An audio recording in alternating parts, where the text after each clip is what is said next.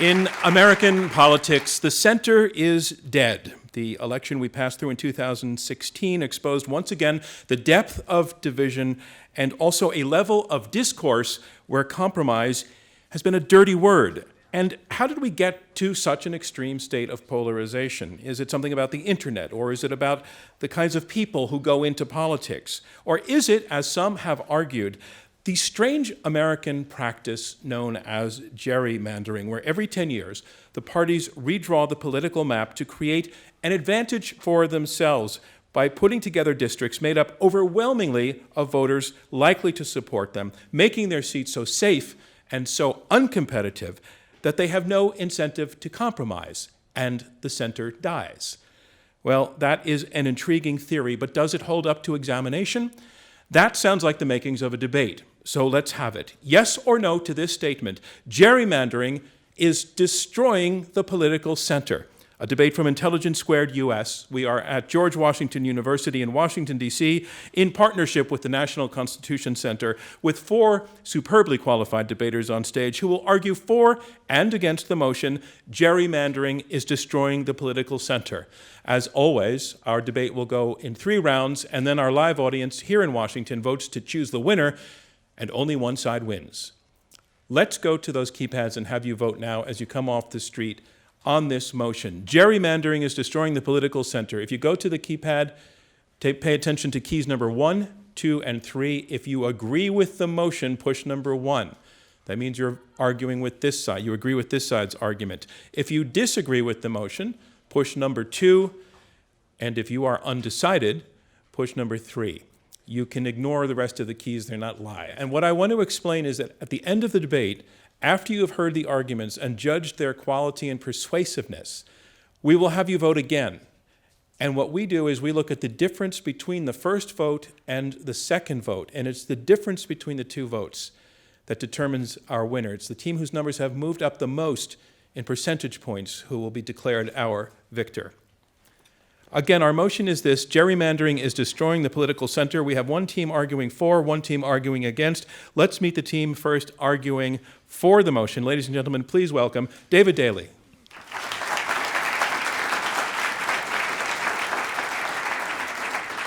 Hi, David.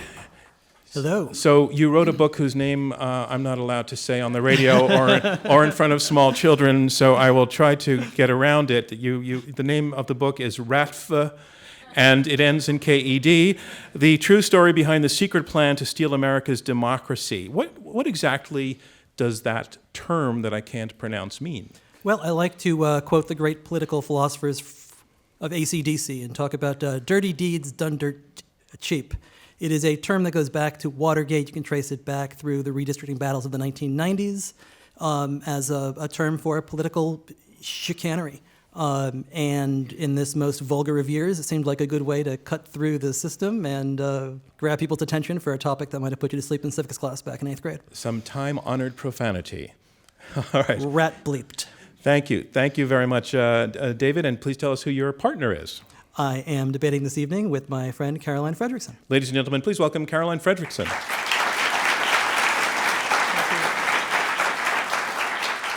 Hi, Caroline. Welcome to Intelligence Squared US. And you are president of the American Constitution Society for Law and Policy, a progressive group. And we are wondering, again, we're going to need a lot of background throughout the evening. For those of us not so familiar with gerrymandering, we know that both parties do it. They have been doing it for a few centuries. But does that mean that, technically speaking, it's legal? It's not. In fact, the Supreme Court has recognized that drawing lines to prevent a legislature from being, quote, collectively responsive to the popular will is actually unconstitutional and has questioned partisan gerrymandering. So no, it's not. So how do we get to a point where it's happening anyway? Well, this is, I think people might consider some of the Supreme Court decisions a little vague, and that's because they haven't figured out the standard to how to evaluate when the line has been crossed. Okay, and that's why we have a debate here tonight. Thank you, the team welcoming for the motion.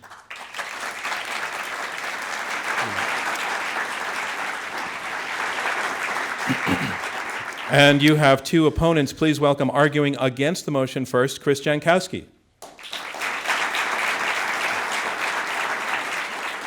Chris, you're actually a major character in your opponent's book. You ran a program called Red Map on behalf of the Republican State Leadership Committee, pulling off what many say was the most successful gerrymander of all time on behalf of the Republican Party. Rachel Maddow called you the unsung political genius of our time. And all of this was your idea. Where did that idea come from? Well, good evening. I would say, it's only going to go downhill from here based on Rachel's billing, but I hate to, the worst part about David's book is it outed me as a New York Times reader. And I was reading a Sunday story in July 2009 that mentioned the upcoming census ongoing and the redistricting and reapportionment that would take place and the significant changes in populations from the Rust Belt down to the Sun Belt, and that state legislatures would be doing these lines. And that, of course, I knew that from college poli-sci probably, but I thought, you know what, we can do something. So you moved. We did. And who was your partner? Well, I believe you take a gun to a gunfight, and I think you take an Ivy League professor to a debate. So I brought Nolan McCarty. Ladies and gentlemen, Nolan McCarty.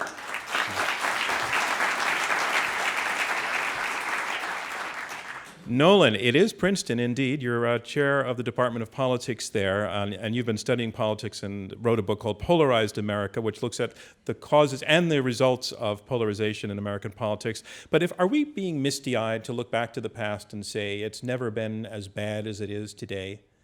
Well, we have measures of polarization in Congress going back to Reconstruction. Reconstruction is a pretty nasty time.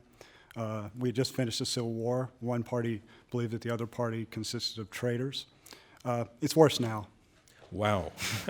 Okay, we got a heck of a debate coming up. Ladies and gentlemen, the team arguing against the motion, which once again is gerrymandering, is destroying the political center.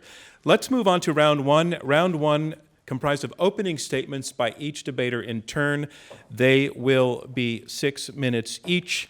They will be uninterrupted. And here, speaking first to get you to vote yes on the motion, gerrymandering is destroying the political center, Caroline Frederickson. She is president of the American Constitution Society for Law and Policy. Ladies and gentlemen, Caroline Frederickson. Thank you, and thank you so much for having me here. So I was asked to start off with a little bit of the legal framework. Why do we actually do this? So some of you may know that our Constitution requires that states redraw our congressional and state legislative district lines every 10 years. And as our country grew after its founding, it didn't grow equally, as you might guess. Some towns and counties grew larger than others. And some jurisdictions actually took account of that and changed their district lines, but others didn't. So for an example, in Tennessee from 1901 to 1961, the legislature just ignored the requirement to redraw district lines. Another example, in Alabama, you had, in addition to the literacy tests and poll taxes that kept African Americans from registering to vote, you had malapportionment that helped preserve the power of segregationists in places like Lowndes County, Alabama. In that county, you had 15,000 approximately residents who had as many representatives in the Alabama Senate as the 600,000 residents of Birmingham's Jefferson County. Well, the Supreme Court ended this perversion of democracy in a series of landmark cases in the 60s, ruling that legislative districts had to be roughly equal in population. They're known as the one-person, one-vote cases. And so district boundaries now are being readjusted to account for new population information. And so when the census is conducted at the start of the new decade, district boundaries have to be redrawn. And so we have this redistricting and gerrymandering. So as you know, the gerrymandering is nothing new. It's named after Elbridge Gerry, who was the Massachusetts governor and future vice president, who in 1812 signed a redistricting plan that benefited his own party. It looked a lot like a salamander, and hence the gerrymander. But just because it was done in the past doesn't make it any less insidious and any less anti-democratic. And now we have these sophisticated technologies and maps that allow it to become so much worse. And as you know, maps tend to be drawn by the state legislators. Legislators are very self-interested in this process, and this gives them the tools to figure out exactly what they want their own district and their own voters to look like for the next 10 years. And because the parties have learned that they can gain many votes by altering the mix of who votes rather than assuming the median positions of the likely electorate. And they can speak more directly to partisans and donors, the extremes, really, through the micro-targeting that is available to them. And these base voters are then the key to the primary. With districts that are configured like this to benefit the incumbent or one party, the primary becomes the only thing that matters. And so you can look in 2012 and 2014 where you had partisan asymmetry that was at its highest level in 40 years. And that's measured by how one party can get more seats than its votes should allow. The districts are structured not to be competitive. So as I mentioned, the Supreme Court has raised concerns about partisan gerrymandering as being unconstitutional, as not when the districts are not collectively responsible to the popular will. And the reason for this is that the redistricting requirement was meant to create fairness and balance. The districts were created, the drawing was meant to keep them fair and the populations balanced, and not. And I will quote from a piece that was in the Washington Post by Phil Andrews, a former county councilman in Montgomery County, Maryland. He said the 3rd District of Maryland staggers like a drunken sailor from Annapolis to Olney. And you'd have to look at it, and you can see it actually does kind of look like a drunken sailor staggering. That's not what the Founding Fathers were intending when they said that we should have this process go on. Madison actually said that the House was meant to be a numerous and changeable body, where the members would have a, quote, habitual recollection of their dependence to the people. Madison said, every new election in the states will change 1/2 of the representatives. Well, as you know, we have elections where almost nobody in the House changes unless they'd happen to retire. So we can see that we have a situation where the gerrymandering has significantly added to the level of polarization. You have districts that have no competition, and hence only the incumbent runs for re-election because it's really not worth it for anybody else. There are so few competitive districts. And that leads to disincentivizing dialogue because there's no reason to talk to somebody on the other side of the aisle, because if you do and you compromise, you'll have a primary attack, and the primary, as I mentioned, is the only election that matters. So I would just end with a couple other points about why this has contributed so significantly to the destruction of the middle. When there's only one person on the ballot or only one party that can win a district, the citizens essentially have no way to hold that individual accountable. They have no choice. As a result, people stop voting. Turnout goes down.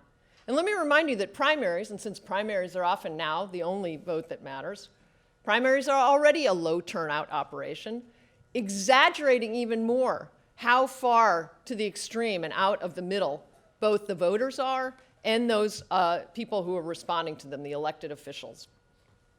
So I just want to quote, to close, in the same set of articles yesterday in the Washington Post, there was an expert, Ross Lawrence from the American Enterprise Institute, a Republican, who talked about why it is that competitive elections are good for voters. He reminds us that one-party dominance is a recipe for corruption and complacency. So I ask you, give us your vote, because it's clear that gerrymandering is destroying the political center. Thank you. Thank you, Caroline Frederickson. And that is the motion. Gerrymandering is destroying the political center. Here to get you to vote no on this motion, I want to bring to the lectern Nolan McCarty. He is the Susan Dodd Brown Professor of Politics and Public Affairs at Princeton. I allowed your opponent to go over 30 seconds. If you need it, you'll get the same privilege. Please, ladies and gentlemen, welcome Nolan McCarty. At the heart of tonight's debate is the question of whether gerrymandering can be blamed for what political scientists and others have called polarization. For our purposes tonight, polarization can be thought of as the disappearance of moderate views from politics and the increased likelihood of extreme ones. The system often manifests itself in extreme differences between the two parties. Polarization can appear at two different levels. It can appear among elites, like in Congress, so we see the hollowing out of moderates in Congress, or it can happen in the electorate, where we see the disengagement of moderate voters. The conventional wisdom among political scientists is that polarization is primarily an elite phenomenon. At least it started there, and that's most clear in the data. Voter polarization emerged much later and is more empirically ambiguous and is often driven by elite behavior. I am going to focus on the extent to which gerrymandering is related to elite polarization. My partner will take up questions of voter polarization. My focus on Congress has at least two advantages. First, it's well studied, and there's a historical record of congressional voting on bills. And polarization in Congress is obviously directly pertinent to questions about the effects of gerrymandering. So let me start with just giving you some data and some facts about polarization in Congress. So in my work, I've measured polarization in Congress by levels of partisanship and ideological division on roll call votes on legislation. These measures have varied greatly over 140 years since Reconstruction, which I mentioned before. It was obviously high during Reconstruction in the Gilded Age through about 1920. It was low from the 1930s to the 1970s, and a dramatic growth began in the late 1970s. And as I said before, now we're at an all-time high. Second fact, the House and the Senate have polarized more or less in tandem. There's no significant differences between the trends and the turning points between those two chambers. And the data also suggests that the trends are very long-term with very few abrupt changes, reflecting the obvious role of deep cultural changes, economic and technological shifts, and demography. Given these long-term trends, I argue that it's very doubtful that any small change in electoral procedure, such as the way we draw districts, can really account for what's going on. So the first point I want to make in support of that argument is to go to the theoretical argument that people have made about how it is that partisan gerrymandering is supposed to increase polarization. I would argue it's very important not to conflate partisan gerrymandering, the attempt that majority parties do to try to maximize the number of seats, and incumbency protection gerrymandering, the role that incumbents might play in creating safe seats. They're not the same and they're very different. So let me give you an example to show how the argument underlying this case doesn't make any sense. So consider a state with two districts, and we'll say that Party A has an advantage across the state. Say they get 53% of the votes, so they're a slight majority party. They get to draw the district boundaries and can do so to get any allocation of partisans into districts. In such a scenario, Party A has essentially two choices. One, it can do the partisan gerrymandering. It can create two identical districts so that it gets 53% in both of those districts. Or it can do incumbency protection. It can create a safe Party A district and a safe Party B district. Now note that the one with the safe districts is the incumbency protection gerrymander. It's not the partisan gerrymandering. The partisan gerrymandering gives the incumbents of the majority party much narrower margins than the incumbency protection. So it's really not partisan gerrymandering. Its effects on polarization just aren't clear theoretically. But I'm an empiricist, so let me talk a little bit about the data against the proposition. First of all, as I've already alluded to, the Senate. Since the Dakotas were split in the 1890s to give the Republicans 4 senators instead of 2, the Senate has not been gerrymandered, yet the data show it's just as polarized as the House of Representatives. Small states can't be gerrymandered. There's states with 1 member of Congress. They send extreme members to Congress all the time. Recall a certain Vermont senator was a socialist until he became a Democrat. That's from a state with 1 House member. If you look at state legislatures, lower and upper chambers are equally polarized. Lower chambers are easy to gerrymander than upper chambers. Why are they the same if this is what's going on?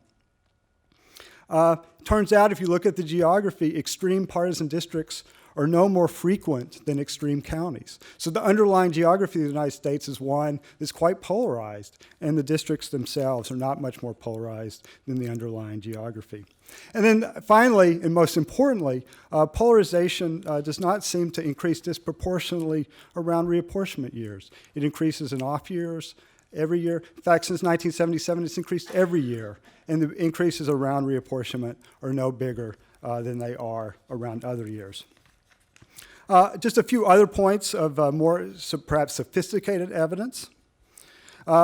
It's important to note that since the 1970s, the main growth in polarization measured by the differences between the parties and their voting records has been the polarization that's occurred in partisan competitive districts. It's not because there are fewer competitive districts. Even in those districts where Democrat and Republican voters are at roughly equal strengths, they send members of Congress who are just as polarized as the other types of districts. Finally, more sophisticated evidence based on simulations where we can simulate any type of districting we want, partisan, incumbency, gerrymandering. This type of gerrymandering versus that type of gerrymandering shows it has very, very little effect on levels of polarization. So I conclude, based on the theory, which I don't think makes any sense, and the data, which doesn't support it, that the proposition should be rejected. Thank you, Nolan McCarty. And a reminder of what's going on. We are halfway through the opening round of this Intelligence Squared U.S. debate. I'm John Donvan. We have 4 debaters, 2 teams of 2, fighting it out over this motion: gerrymandering is destroying the political center. You have heard the first 2 opening statements, and now on to the third. Standing at the lectern is David Daley, who is author of the book Rat Eft: The True Story Behind the Secret Plan to Steal America's Democracy. He's also publisher of the Connecticut Mirror. He will be up here trying to persuade you to vote yes. Please welcome David Daley.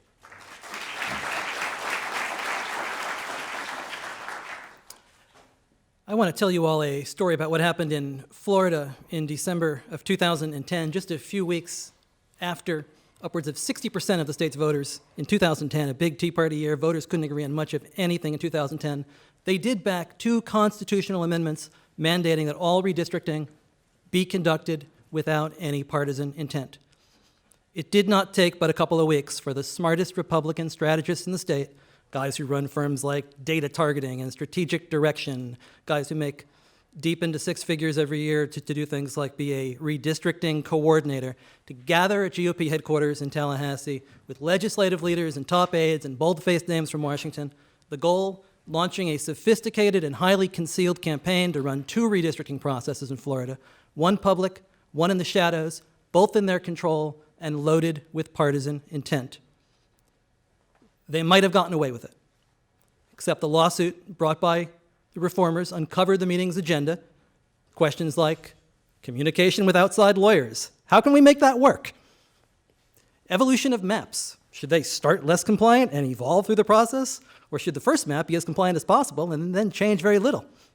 A furious federal judge in 2014 declares several of these districts unconstitutional, orders new maps in light of a conspiracy to manipulate and influence redistricting that made a mockery out of the claimed transparency and tainted the process with improper partisan intent. Why? If the professor and his tables about partisanship and polarization are correct, would these highly accomplished and highly paid strategists and elected officials take such risks as to violate constitutional amendments? Perhaps the politicos know something truer about the district lines. Something like this: that all components of a successful congressional race, including recruitment, message development, and resource allocation, rest on the congressional district lines, and this was an area where Republicans had an unquestioned advantage. Those are not my words. Those come from the triumphant 2012 annual report of Chris Jankowski's Republican State Leadership Committee, a victory lap after his party retained a 33-seat majority in the House that year, despite 1.4 million fewer votes, thanks to their audacious reinvention of the oldest political trick in the book, the gerrymander, and a strategy called Red Map. We are here to ask whether gerrymandering has destroyed the political center. Yes, it did. The center has been an endangered species for some time, yes, but its destruction accelerates in 2010 and 2011, just as Republicans take what Harvard political scientist Theda Skocpol describes as the biggest lurch in one direction the right since anyone began recording legislators' voting records, and a deep electoral discontent settled into our politics. We all know that this is true. The center has been erased with the click of a mapmaker's mouse. It's been drawn away. We are a 50-50 nation, but an uncompetitive one, dominated at the legislative level by the rule of one party. The gerrymander is at the root of it. Democrats have taken the popular vote in 6 of the last 7 elections. Ballot splitting reached a 100-plus year low in 2012. And yet, for the last 6 years, Republicans have claimed their biggest sustained congressional majorities ever, even in years when they get fewer votes. Since 2010, they've also ended parity at the state legislative level. They now control 67 of 98 state legislative chambers and hundreds more seats than Democrats. So why is it that despite regularly winning a majority of voters, Democrats have no power? It is because Chris understands something his partner wants to dismiss. When you draw the lines, you make the rules. And when you draw the lines with the breathtaking technological tools available today, you make the rules for a decade, and these rules changed forever in 2010 with a red map. Chris masterminded this strategy in 2009 and 2010 with the stated goal of flipping state legislatures, ensuring Republicans would be the only people in the room when the new district lines were drawn in 2011.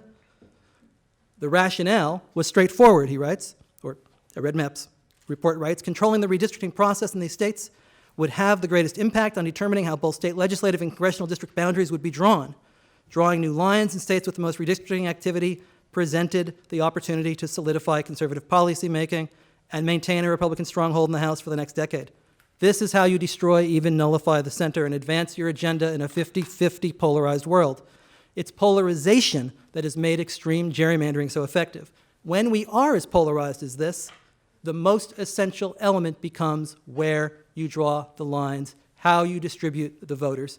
This is how the center gets destroyed, how National Journal can find 137 congressional centrists in 2002 and 4 in 2012. It's how Nate Silver can find 133 swing districts to 35 between 1992 and 2012. This plan works better than Republicans even expected. They were able in 2011 to draw 193 of the 435 districts themselves after the 2010 elections. Democrats had complete control over just 44. This election year, we're down to 37 competitive seats. Destroying swing districts and gutting these last outposts of centrism and debate is the goal. You could blame polarization for this. You could blame geography for this. You could blame partisanship for this. Or you can simply take the Republicans at their word. Thank you. Thank you, Davidelli. Our motion again, gerrymandering, is destroying the political center, and here to make his argument against this motion, to get you to vote no, is Chris Jankowski. He's a political strategist and former executive director of the Red Map Project at the Republican State Leadership Committee. Please welcome Chris Jankowski.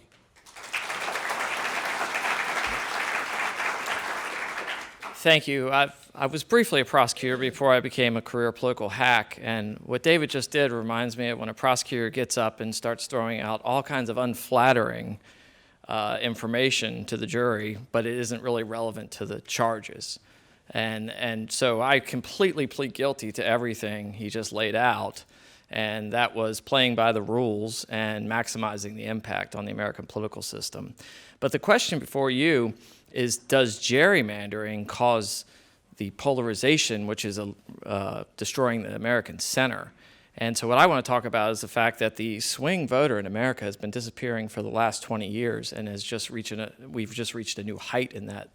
I would point you to a New York Times article in August of 2012 written by Rebecca Berg, and she looked at all the academic research available at that time. She interviewed experts on both sides of the aisle, and she concluded that even among so-called self-identified swing voters in America at that time, half of them vote for one party or the other party all the time. They want to identify themselves as not being affiliated with a particular party, but if you look at their actual voting behavior, half of them already have a team. They have a jersey on, they just have a coat over. And so I think that's important. And if you take that, say there's 10 or 15% is the typical national number of swing voters. We talk about playing this game between the 40-yard lines, et cetera. You take half of that and say it's 7.5%. And you take that and you ignore California and Texas and some of the bigger states that skew one way or the other, and you try to apply it to our electoral system in the battleground states. And from what I can tell, you got about 500,000 households that are really up for grab in a national election. And that to me is polarization. I mean, we have gotten to the point where we have our jerseys and we put them on come election time. We try not to, but by the time the election rolls around, we have them on for the most part. The other thing to point out is Pew has done quite a bit of research the last 25 years. They do this value study. They've updated it 14 times. In 2014, they issued a report that's called the Polarization in the American Public. And one of the things they cited in there, a couple points I want to leave you with.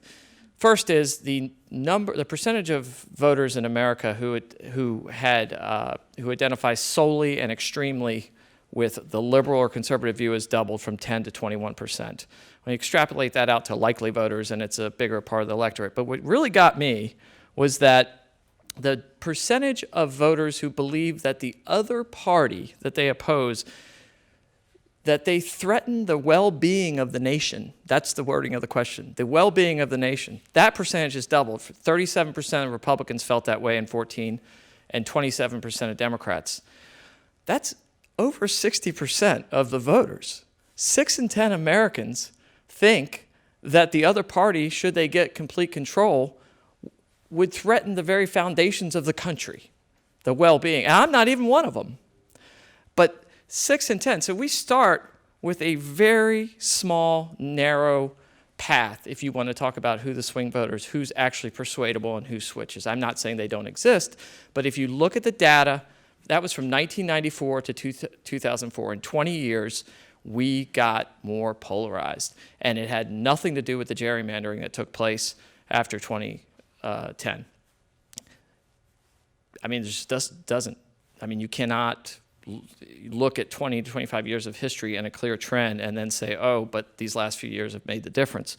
The other part is I'd like to talk about briefly is what I actually do, which is a political consultant and run campaigns. And another thing I see in voter behavior, and voters are the consumers that we as consultants and politicians are trying to gain, and they have siloed themselves off in America in self-reinforcing silos through social media, through where they live and who they associate with, and through obviously the notorious cable news networks. And so that voters across the spectrum are getting what they want to hear. They block out what they don't want to hear. And that has further, I would argue, created this polarization in the data that Pew has picked up on. That all that technology and social media, it's just gone up. And for people like me, we take advantage of that. Yes, we do a poll at the beginning. We do research and we do polling and before we start a race, and we look at how we're going to build that 51%. But then we start slicing and dicing it, and we say, how are we going to talk to that group of voters without this group of voters seeing it? What goes on TV is usually the last thing. It's the least efficient cost in a campaign, and in terms of the marginal votes that it can change, and it's the least important. Today's elections are about turning out the people that already agree with you. And I'll touch on that in the conclusion later. Finally, just a show of hands, how many members of the NRA are here today? None. All right, well, I'll keep my hand up. So if you're not a member of the NRA, you've never been subjected to the deluge of phone calls, stuff on your phone, social media, online outreach, mailbox, door knocks, with strong Second Amendment issues. But I can assure you it goes on, and because the NRA wouldn't admit it, but in most instances the gun issue probably works against them net. They are still very effective because of all the tools and the trends that I just mentioned at motivating those single issue voters. And I would submit to you that that happens with every segment of the electorate. Both parties have their different blocks they have to get out and how to talk to them. The key is to do it without making the other side notice or get excited. And that's polarization, folks. Thank you, Chris Jankowski. And that concludes round one of this Intelligence Squared U.S. debate, where our motion is Gerrymandering is destroying the political center. Now we move on to round two, and in round two, the debaters address one another directly, and they also take questions from me and from you in our live audience here at George Washington University in Washington, D.C.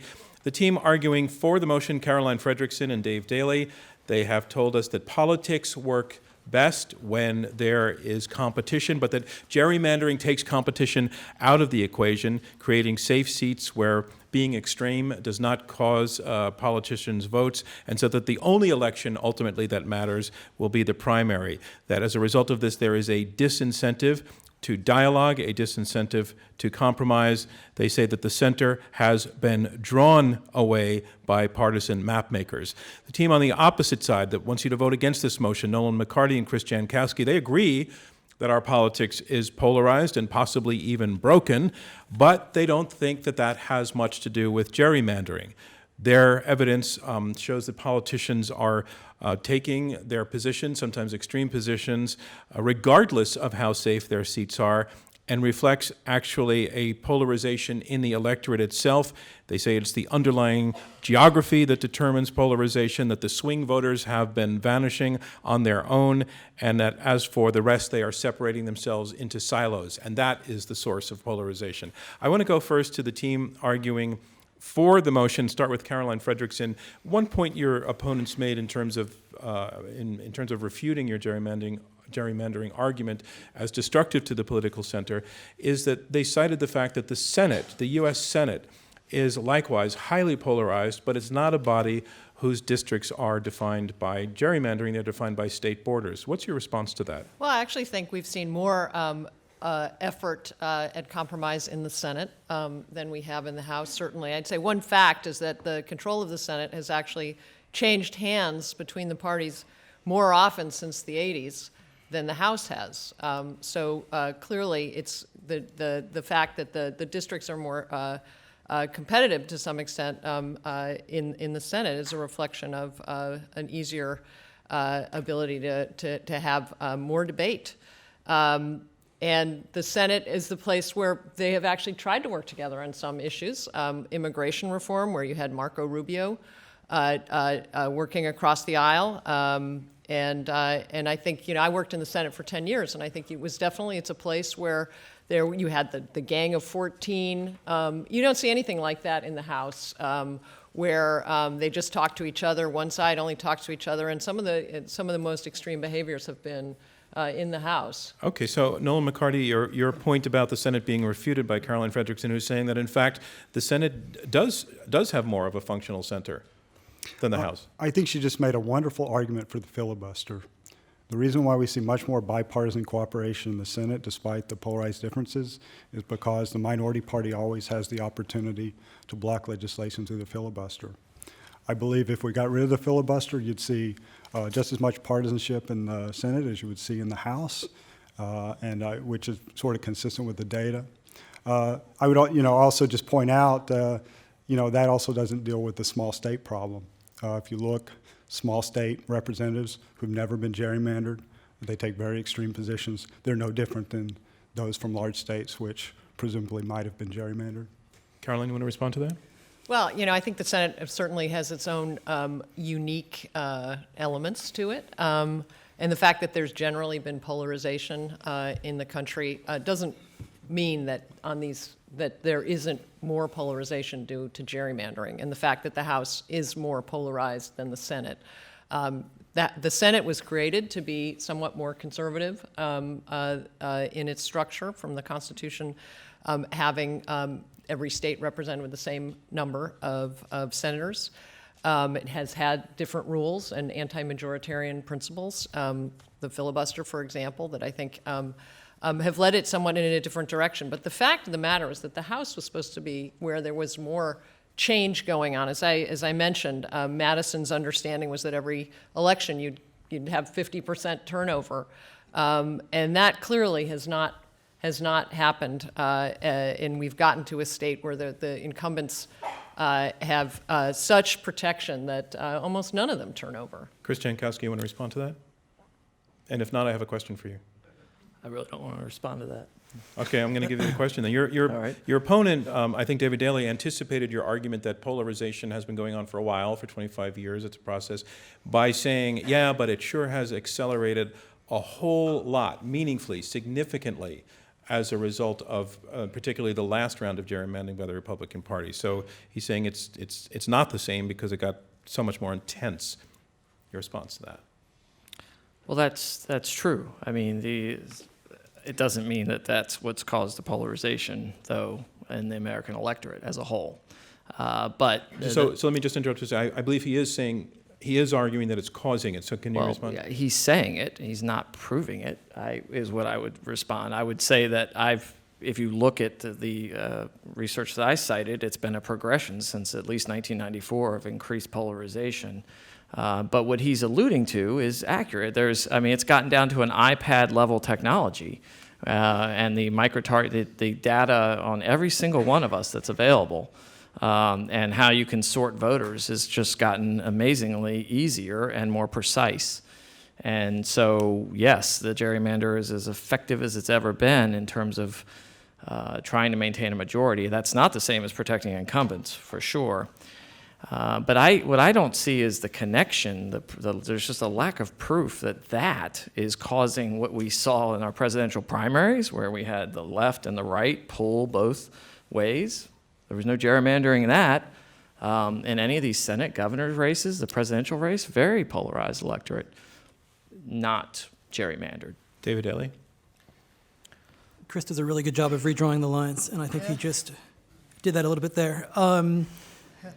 I think what we want to keep in mind is he talked a lot about where the swing voters sit. When these lines are being drawn, it's not simply about where the swing voters sit, it's where all the voters sit. So you take a state like Pennsylvania, for example, which in 2012 and in 2008 both go for Democratic. If you add up all the votes in the state for Democratic House candidates in 2008 and 2012, it's about the same 100,000 margin in favor of the Democrats. In 2008, the Democrats win 12 seats. In 2012, they win 5 seats. Did the polarization increase? Did everybody move to Philadelphia? No, the lines changed in the middle. Democrats get themselves packed into 5 seats. They win with percentages of 85, 89, 77, 69, and 61. There's a close race, and the other races get won by margins of 13, 25, 14, 19, 13, 23, 31, 17, 13, 16, and 26. Again, those margins in that many districts in a state that the Democrats get more votes, and in a year in which there's less ballot splitting than ever before, the lines have a special primacy. And there is academic research on this. You can look to Harvard and Theda Skocpol, who has laid out the biggest lurch to the right since political scientists began studying voting records of legislators between 2010 and 2016. You can look at the work of Michael Latner at Cal Poly, who takes a look at the seat-vote ratio in the 2000s and says that the Republicans have an asymmetry of 3.4, and takes a look at it after 2011, and the asymmetry goes to 9.39. You can take a look at the work that Professors Chen of Michigan and Rodden of Stanford have done when they took a look at those Florida seats that we talked about. Let's let your opponents respond to some of what you're saying, Nolan McCarthy. Yeah, I would like to reiterate there's a really huge conflation in this debate between the idea that the majority party does bad things to maximize its seat share.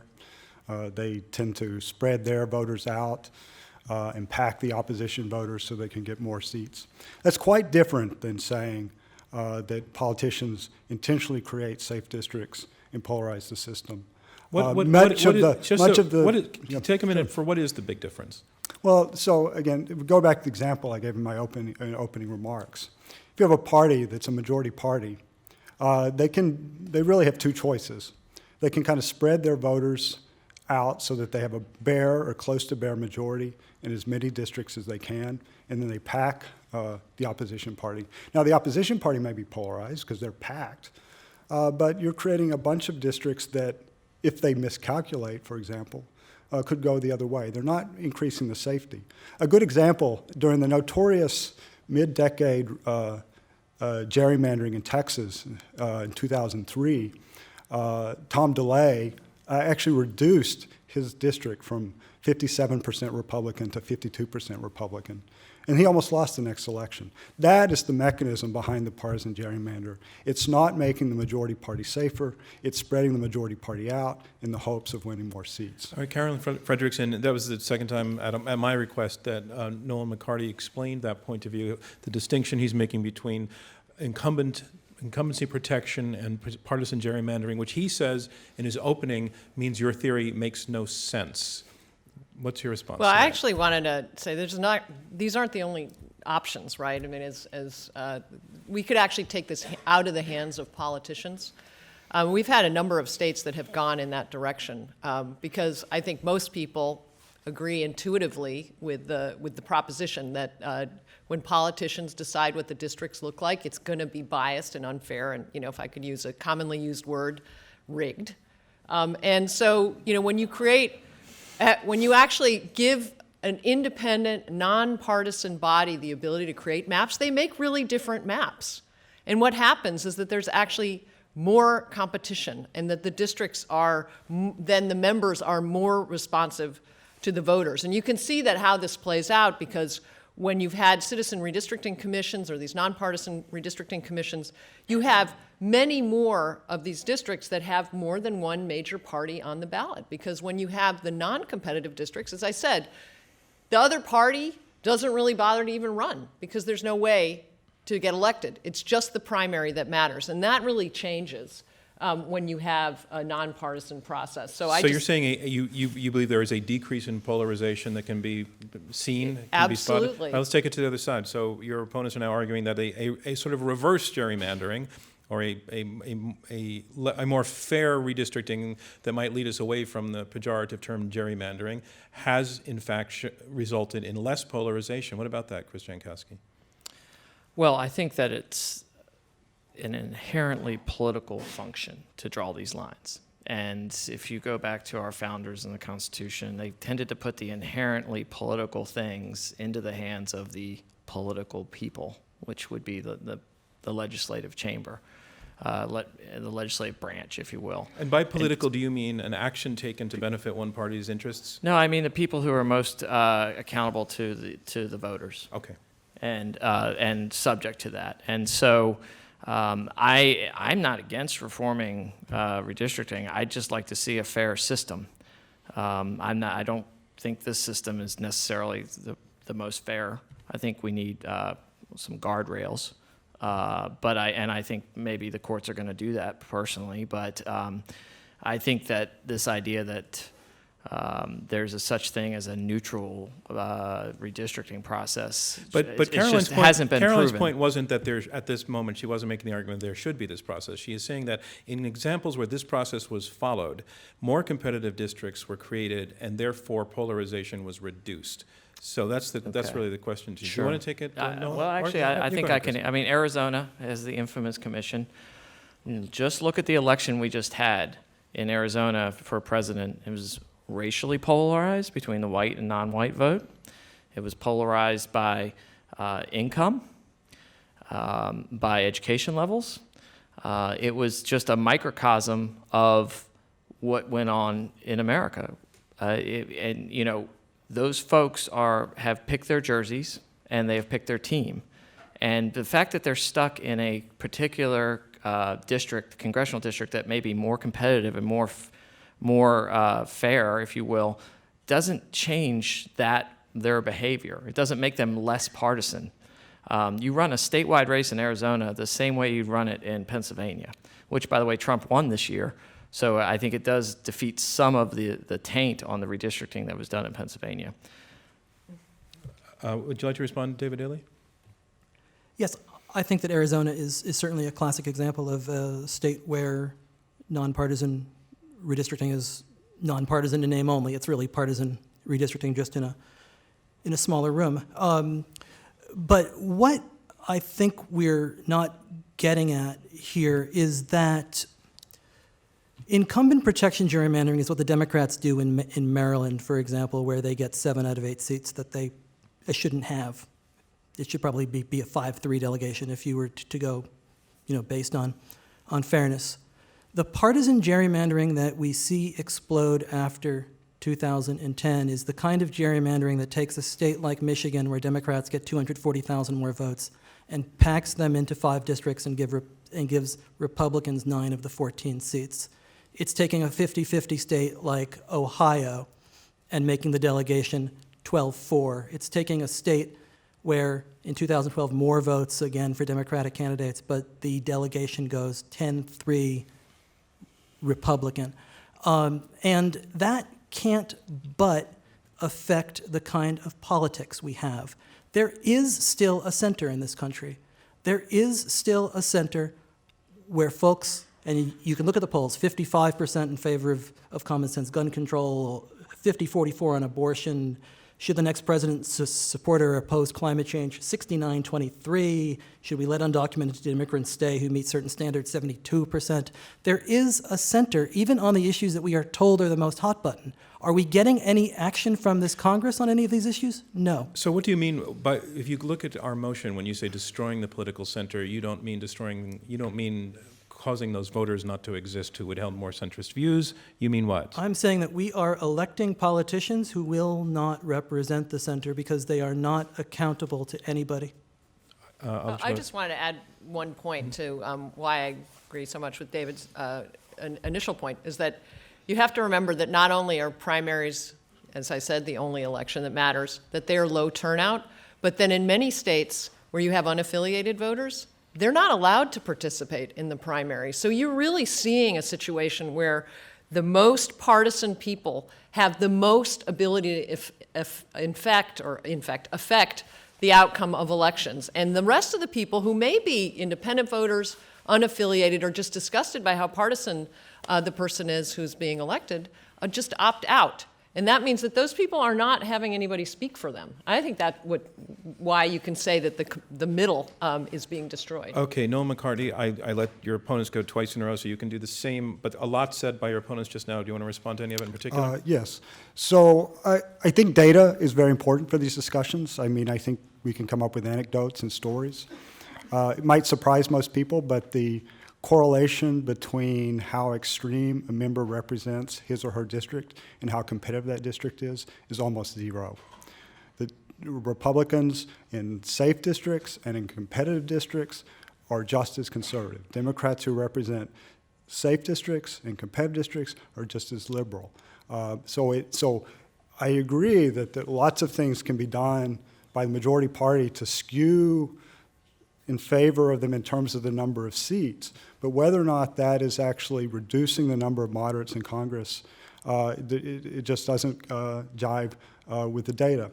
On the point of nonpartisan redistricting, the best example of that is the state of Iowa. In Iowa, two bureaucrats get in a room and they redivide the state into 4 quadrants, and they just move the boundaries just to make sure the 4 quadrants are the same. You can't imagine a more technocratic exercise in gerrymandering than that. But the members of the Iowa delegation are just as extreme within their parties as we would be expected if it were a state that didn't have that. So you're saying the safetiness of your seat has nothing to do, does not correlate with the extremity of a politician's views?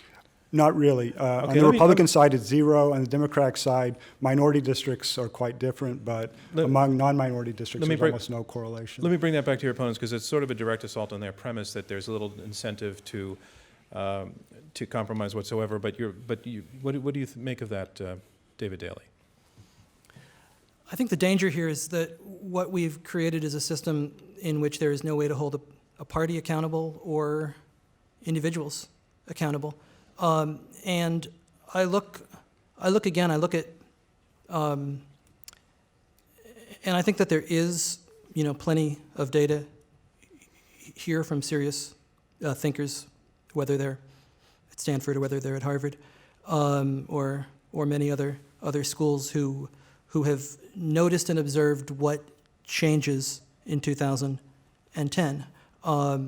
It's not necessarily rocket science to see how these lines move and what the result is in our politics. And I go back to North Carolina and a new district that was drawn for that was a Democratic district out in the mountains part of the state where Heath Schuler, formerly a quarterback here in Washington, played. And they crack Asheville in half, split it in two, and it elects a second Republican, a guy named Mark Meadows. And it's Mark Meadows who goes to Washington and essentially is the key driver behind the government shutdown in 2012, is the key driver behind the parliamentary move to oust John Boehner last year. And Mark Meadows would not have been in Congress had that district not have been drawn in that way. That district once sent a conservative Democrat, a moderate Democrat, somebody who opposed Nancy Pelosi. After redistricting, it sends somebody who shuts down the government and goes after the speaker of his own party. Hi, my name is Faith Doyle. I was curious, I'm really unclear as to what your definition of the center is, because it seems like you're talking about either politicians that we elect that are able to compromise, or is it representation for people who are more, or are less, I guess, less Okay. politically ideological? Great question. I have a feeling we might hear slightly different answers, but I want to go to Nolan McCarty with the numbers, what you mean by the center, and then I want to go to Caroline Fredrickson. At one time in the United States House and in the Senate, there were a number of Democrats who compiled more conservative voting records than many Republicans, and many Republicans who compiled more liberal voting records than many Democrats. So there was a center in which the parties were close together and they interacted and they overlapped. In the data now, that's missing. We don't see those sorts of conservative Democrats, liberal Republicans. There's a gap. So to use Chris's term, there was a time when people would put on their jerseys, but they wouldn't always play for the team. They would occasionally dance with the other side. Oh, we're going to mix some metaphors here. Okay, so by the center you mean being able to cross-compromise and vote for, not strictly with the party, with the tribe. I don't have any disagreement with that. I'd say, from my experience, as I mentioned, I spent a number of years working in the Senate. I'd also worked on the House side, and there was so much more collaboration. Certainly, things were partisan in those days, but the change has been, I think, the fact that it's very hard to work across the aisle and not get in trouble. Okay, so by center, then it sounds like we're not talking about the existence of the electorate, we're talking about the behavior of the politicians who are elected. That's what we're talking about. Okay, I hope that clarified. Thank you for that, and thanks for that question. Sir. Hi, my name is Michael. I'm a grad student here in DC. I wanted to pick up on something that Professor McCarty had mentioned earlier. You're talking about the partisan redistricting, where the majority party is trying to sort of spread out, and they can pack the other party into compact districts. And you said that might make the other party more polarized, which sounded like it was sort of making the opponent's argument for them. So I wondered if you could clarify that or follow up with that. Great question. Sure. That's quite possible. But in all of this discussion about the lack of the political center, the notion has been that there are too many Republicans, not that there are too few Democrats and that they're packed into homogeneous districts. If the argument is that homogeneous districts create polarization, the largest number of districts will be less homogeneous because those are the districts held by the majority party. Some districts will be more homogeneous, but by definition of it being the minority party, there'll be fewer of those. Okay, thank you. Right down front here, and wait for the mic to find you. It's coming down the aisle. Hi, my name is Sarah Strader, and I have a question for this side. It seems that just for those who can't see you, you want to ask? for the team for the motion. Yes, thank you. Thank you. It seems that a strong correlation has been drawn between gerrymandering and voter polarization, but I wonder if it's possible that the direction of causation could be reversed. So could it be that the shrinking of the political center has itself played a role in causing the recent uptake in dramatic gerrymandering, that partisans don't think they can win over non-existent moderates, so as a result, they then resort to more heavily redistricting? What a fantastic question. David, do you want to take that? And I do want to let the other side respond to that question as well. Sure. David Daley. I think we just saw an election in which lots of states that hadn't flipped in many years did flip and go the other way. So certainly there are still people out there who are open to persuasion and possibility. What has changed over time is the amount of data that is available to these map makers, and I mean, really, 2010 is ground zero for this. I mean, think about the way you texted in 2000 or even 2003. It was completely different than what you're able to do in 2011 when these map makers draw the lines, and the kind of information that they have. When these maps zig and zag, we used to look at them and say, "Oh, that's just a funny Rorschach test. It's it's a drunken sailor."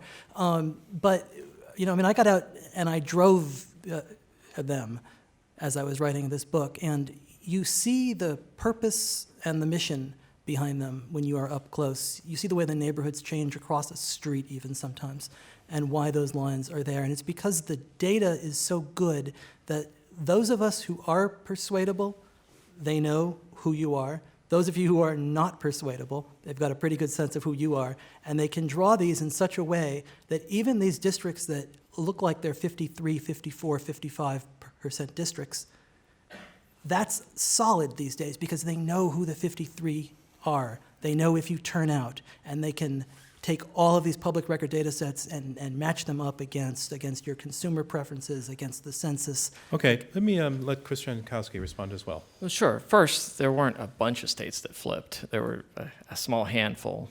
And what happened in those states? Wisconsin, Trump won by about 27,000 votes. Turnout was up 124,000 votes from 12. But Clinton got 231,000 fewer votes. 231,000 fewer votes than Obama in 12. And when you look at where those fewer votes came out of, they are Democrat base areas. The base did not come out. It wasn't, sure, Trump did a better job in, quote, flipping the map, yes, and bringing the blue-collar white voter over. Yes, they turned out more. But those kind of numbers are only made up by a complete loss of Democrat-based votes. Same thing at Michigan, 13,000 vote margin roughly right now. They're still going, I believe. That's a 58,000 more voters turned out overall from 12. Almost 300,000 fewer votes for Clinton. And when you look at it, and the voter file will be available, but you can already see from the returns that came from the Democrat base area. So bases, adjustments in bases are changing these elections and flipping them. And how does what you're saying support your point in the motion, argument of the motion? To go back to earlier questions and volleys on how do I define the center? The center is that group of voters in the middle that are willing to go between elections and switch parties based on the candidate. And the objective data that we've provided, the Pew research, shows that 6 in 10 of Americans not only won't switch, they think the other party's going to destroy the country. And it doesn't get that much better for the next 30%.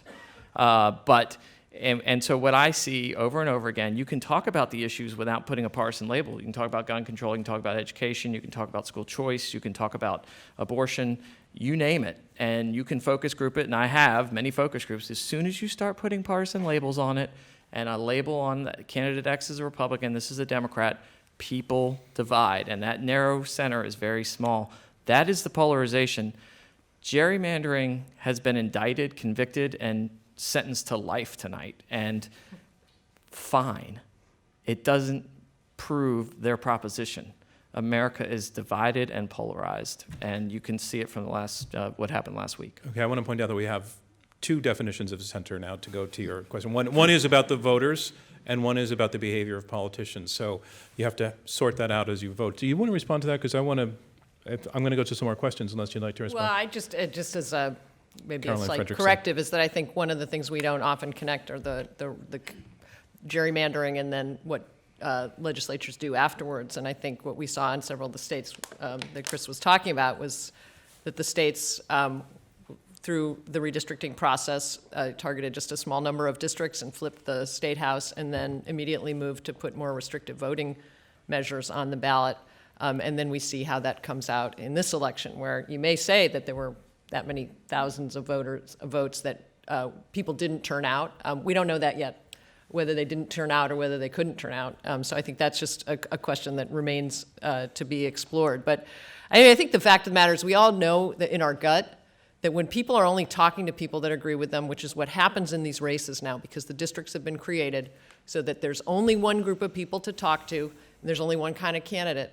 Now, that means that, so you're talking about the 6 in 10 voters who wouldn't switch. I want to talk about the 4 in 10. There's still 4 in 10, even under your data. There are people that are open. Those are people who want to be talked to by people who are going to be reaching compromise, who are going to be trying to find legislative solutions. And I think that's exactly where this takes us. Can I respond? Yes, please do. It wasn't my data. Pew says that 6 in 10, those people are gone. It doesn't mean the 4 out of 10 are. The New York Times Rebecca Berg's article it determined that half of the self-identified swing voters aren't swing voters. So we're so far from having 40% available. Look at your next poll and say, who are the swing self-identified ticket splitters, swing voters, and divide that in half. That's your number. That's what's available.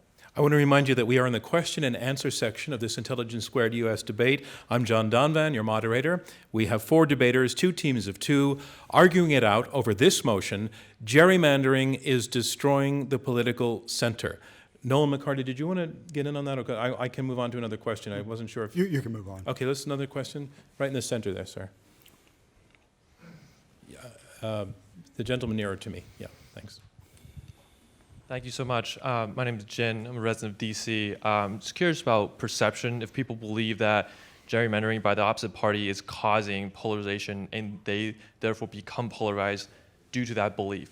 So even conceding that maybe gerrymandering doesn't have any practical effect, people believe that it causes polarization and becomes so.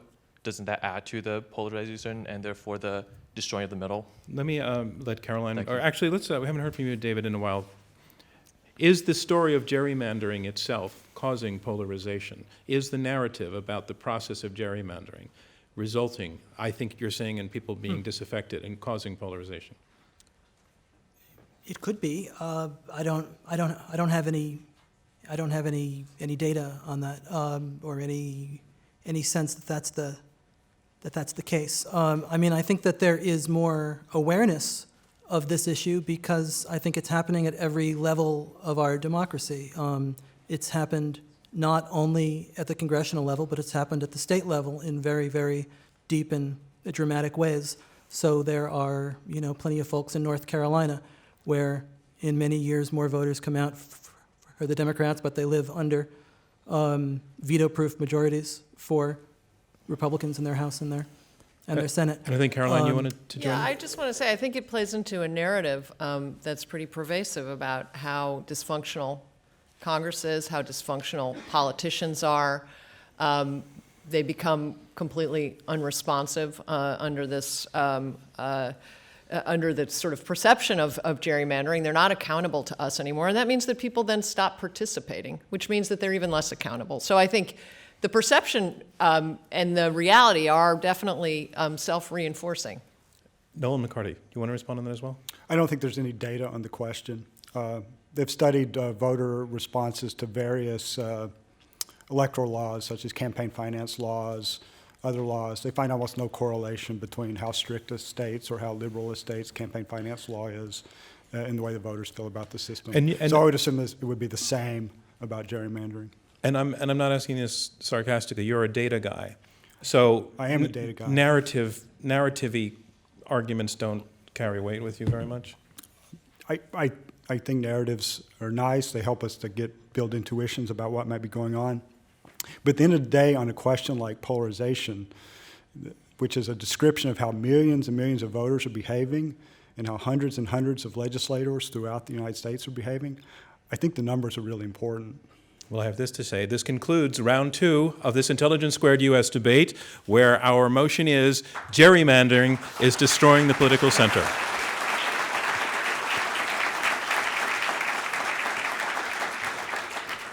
And now we move on to round 3. I want to remind you that right after round 3, you're going to vote a second time, and I want to remind you that the way we determine victory is the difference in percentage points between the first and the second votes, whoever's numbers go up the most. Round 3, closing arguments over this motion, gerrymandering is destroying the political center. These statements will be brief.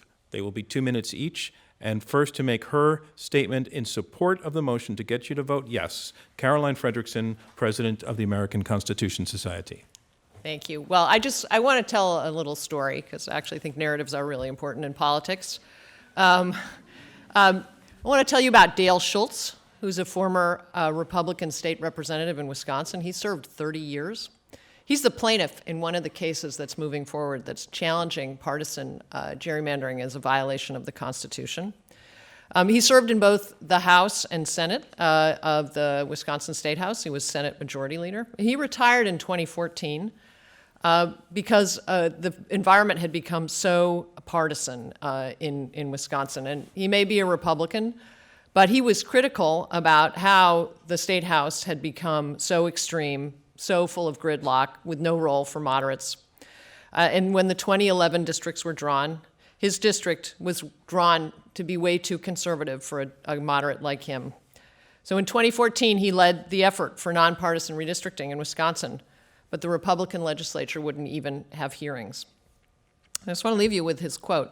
He says, "It's just sad when a political party has so lost faith in its ideas that it's pouring all of its energy into election mechanics.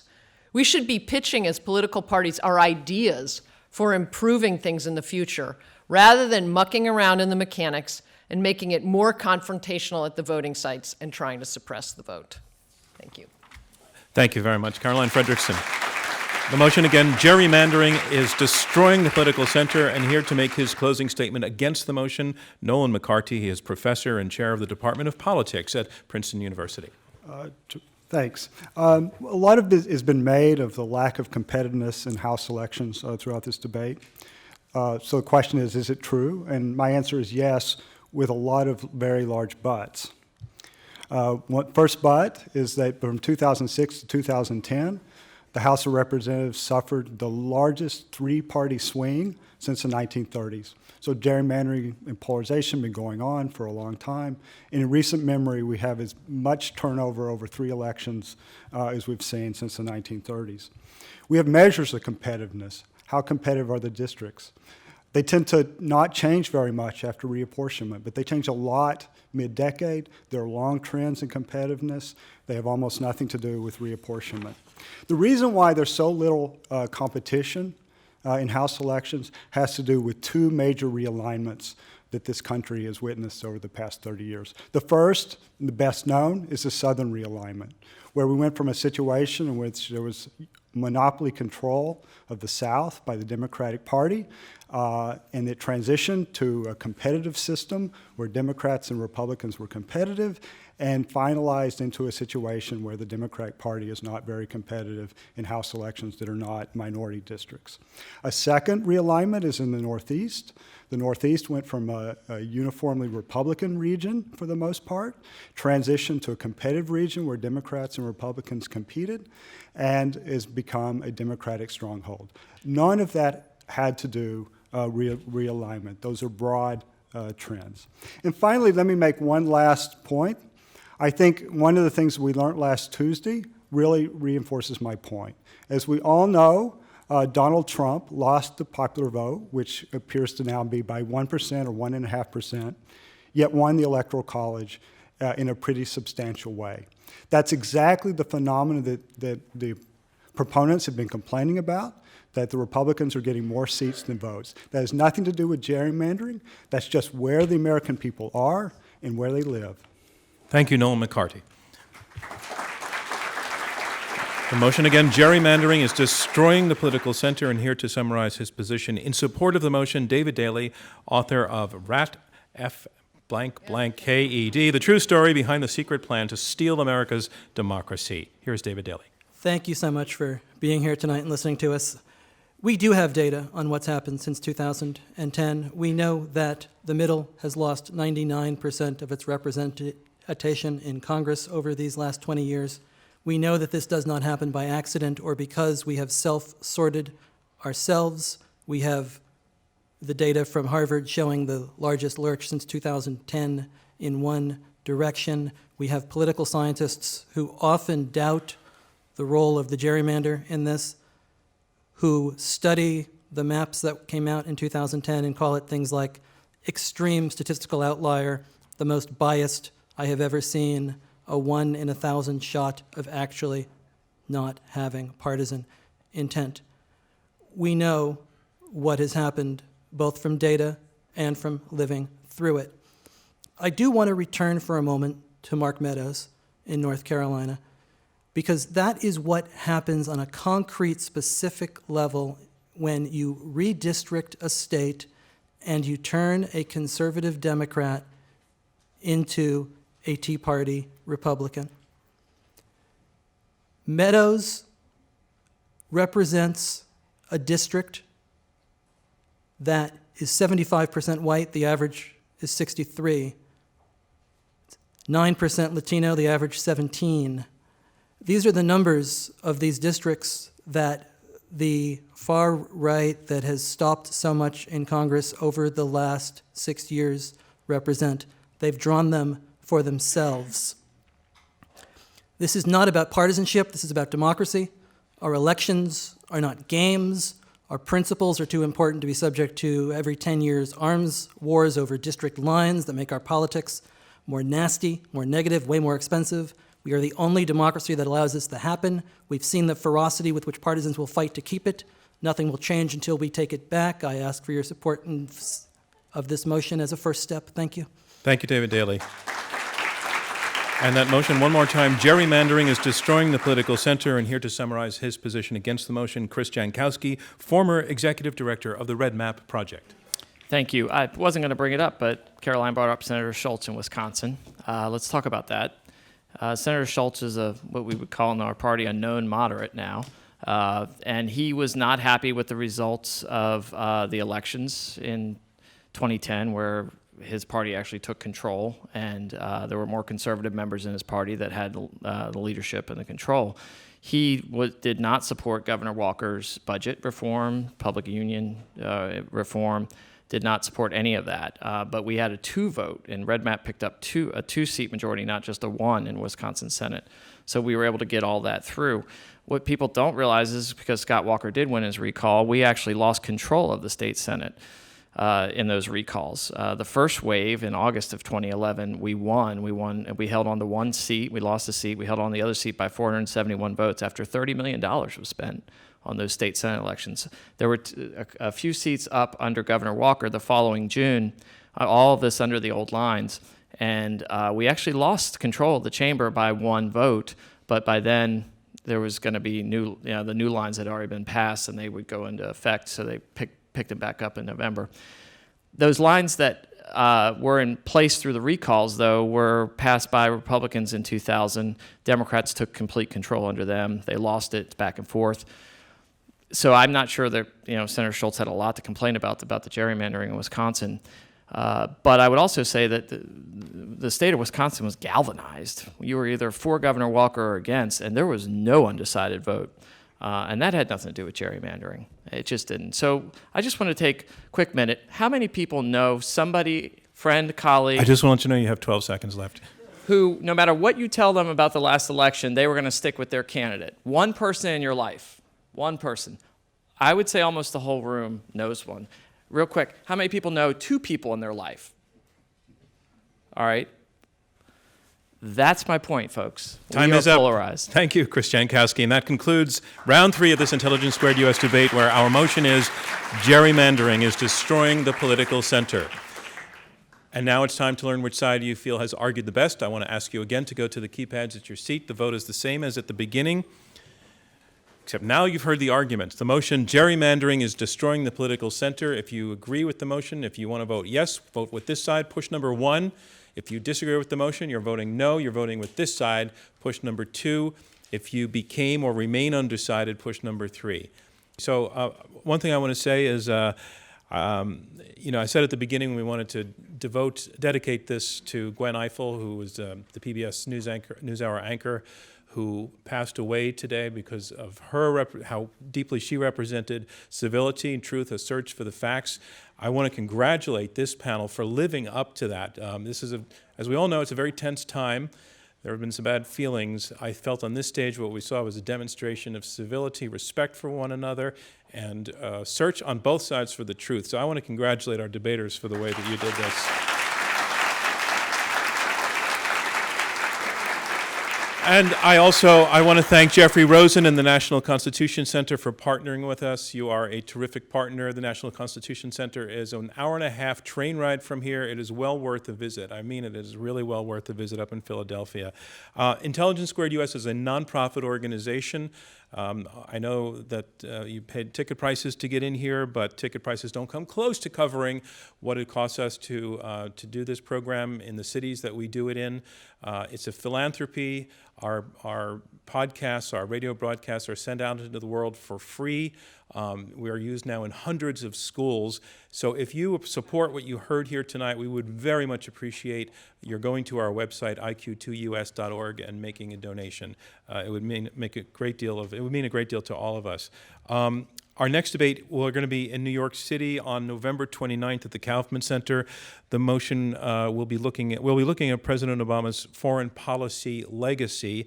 Our panel will include military historian and former counselor at the Department of State, Elliot Cohen, and Derek Chollet, who is a former Undersecretary of Defense. He's author of a book called The Long Game, which is described as being the closest anyone will come to understanding the thinking behind Obama's foreign policy. On December 7th, we will be again partnering with the National Constitution Center.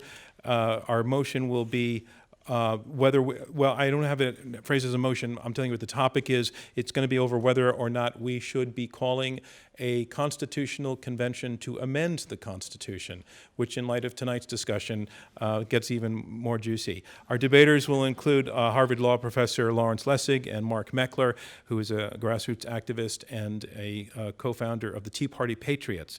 Tickets for that are still available through our website. And I do want to mention this, if you can't get to our debates, and we're delighted that everybody got here. We love coming to Washington and to GW for this reason, to see all of you here, but you can watch our debates and listen to them a wide variety of ways. Our newest addition is that we are now available as an app on Roku and on Apple TV. So if you have Roku or Apple TV, you can just search through there. We also have an app where you can watch and listen to debates on your phone through the Apple Store and through the Android Store. And for all of this, just to learn more about us completely, our website has everything going on there, iq2us.org. Thank you very much. Okay, I have the results now. You have voted twice. The motion is this: gerrymandering is destroying the political center. I want to remind you that it's the difference between the two votes that determines who our winner is. Let's look at the first vote. In the first vote, gerrymandering is destroying the political center. 62% of you agreed, 8% were against, 30% were undecided. The team arguing for the motion, let's look at their second vote. Their first vote was 53%, there's 62%. Their second vote was 53%. They lost 9 percentage points.